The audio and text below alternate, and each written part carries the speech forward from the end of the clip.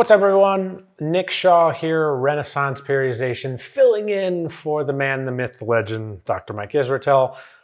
Today we're going to be talking about positive mindset. We have covered 2 videos already in the series, work ethic and internal locus of control. Positive mindset comes next. Why is it important? Again, we talked about it a little bit in the last one, but it all kind of ties together with your mindset and the way you approach things. We have the power of choice. We have the ability to choose how we respond to things. Super important.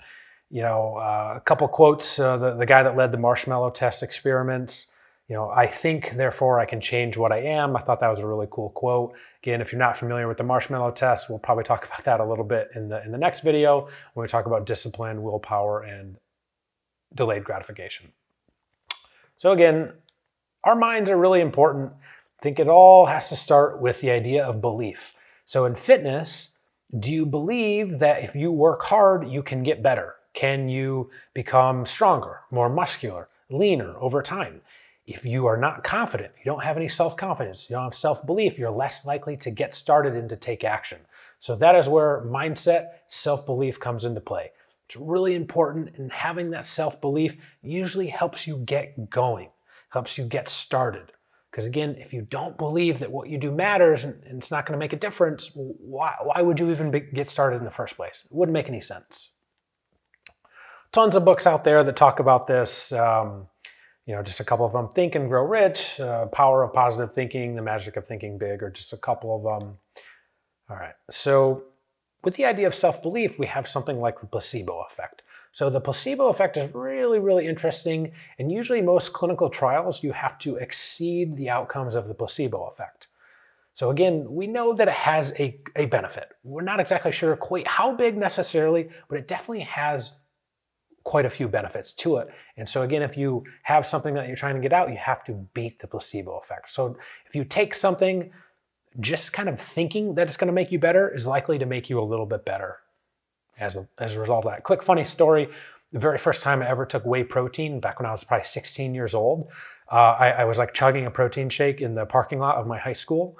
This was before I went in to work out, sort of before school, my junior year of high school.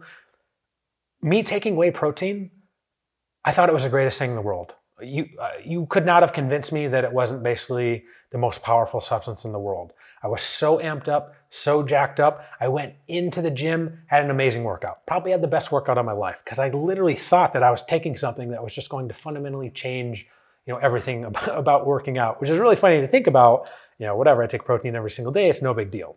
But again, just the power of the belief really makes a big difference. All right, so next part, kind of fixed versus growth mindset. So if we go back to self-belief, we talked about, do you believe that you can get better? If the answer is no, you probably have more of a fixed mindset. You think that your abilities are fixed. It's really important. If you have a growth mindset, you believe that the work you put in and the more hard work you do is going to lead to better outcomes, that you are going to get better.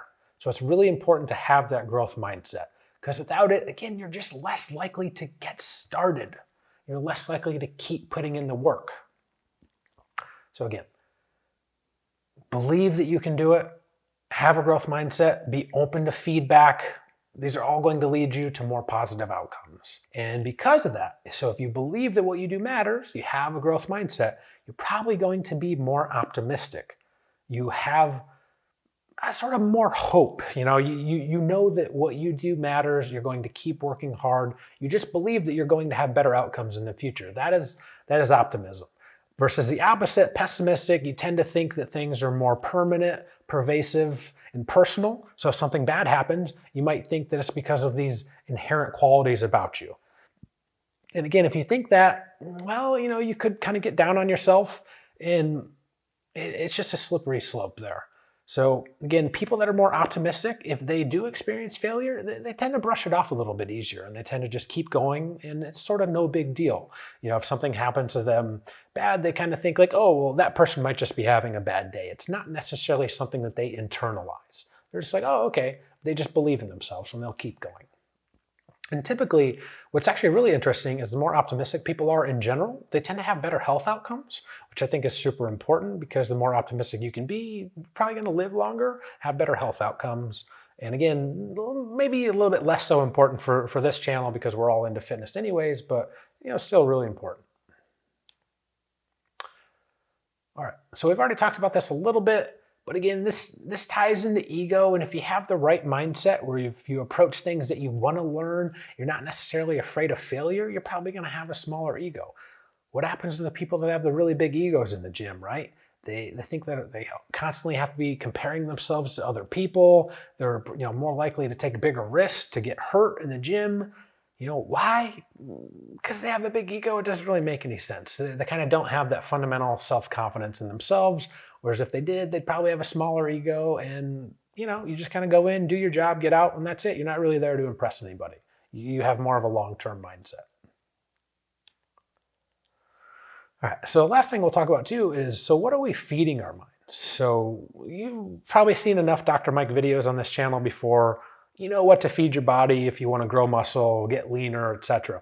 But I think it's also really important to think about, well, what are you feeding your mind? So negativity bias stands out here. If you're always watching the news, what does the news like to show every single day and night, day after day, week after week? It's always negative. Always negative, always negative, because that stuff stands out. You could report on, hey, things are gradually, slowly, incrementally getting better over the last 20 years, 50 years, 100 years, okay? And all these things are true. It's never going to make the news because literally no one cares. But the one bad thing that does occur, that's absolutely going to make the news. So just be careful of what you're feeding your mind, and be careful if you're on social media comparing yourselves to others. Again, it goes back to external versus internal locus of control.